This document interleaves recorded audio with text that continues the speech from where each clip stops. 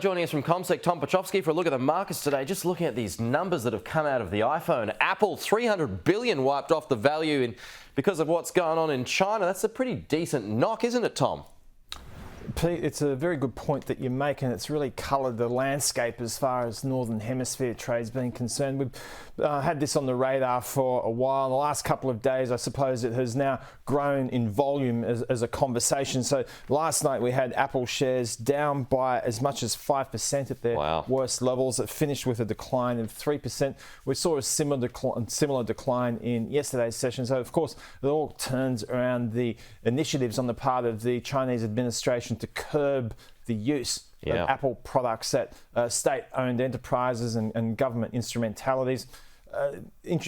Coincidentally or otherwise, there is a launch coming for a Huawei product in the near term. That's being discussed, but also is being discussed the fact that the infrastructure for Apple and its production is very much leveraged to China. So there's a whole range of things that are very much front of mind for investors at the moment. And indeed, the geopolitics of this situation, what it means for US manufacturers in particular when it comes to technology, that had the Philadelphia Semiconductor Index down quite sharply last night. At one stage, it was down by more than 3%. This is a barometer for what is happening in the tech sector, Pete. And at the end of the session, the Philly Semiconductor Index was down by about 2%. So, yeah, US markets had a bad night where technology names are concerned. The NASDAQ finished down by about 1%. At its worst, it was down by 1.7%. The S&P 500 down by